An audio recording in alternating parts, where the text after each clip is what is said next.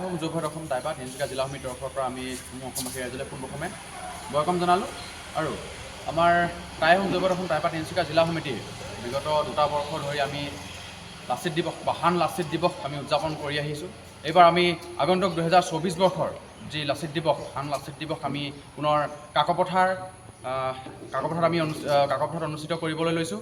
গতিকে আজি আমাৰ বৃহত্তৰ কাকপথাৰ অঞ্চলত আমি এখনি শক্তিশালী উদযাপন সমিতি গঠন কৰি আজি আমাৰ আগন্তুক লাচিত দিৱসৰ বাবে আমি যোৰজা চলাইছোঁ।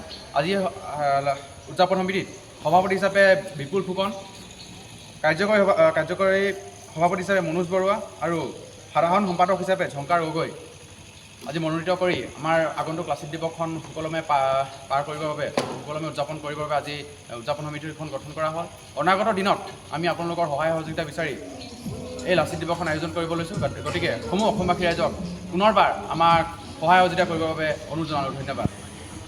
আজি টাই আহোম যুৱ পৰিষদ অসম টাইপা তিনিচুকীয়া জিলা সমিতিৰ সৌজন্যত আৰু কাকপথাৰ ডুমডুমা আৰু হাঁহখাতি আঞ্চলিক সমিতিৰ উদ্যোগত কাকপথাৰ সূত্ৰধাৰ নাট্য মন্দিৰত এখন ৰাজহুৱা সভা অনুষ্ঠিত হৈ যায় লাচিত দিৱসৰ উপলক্ষে।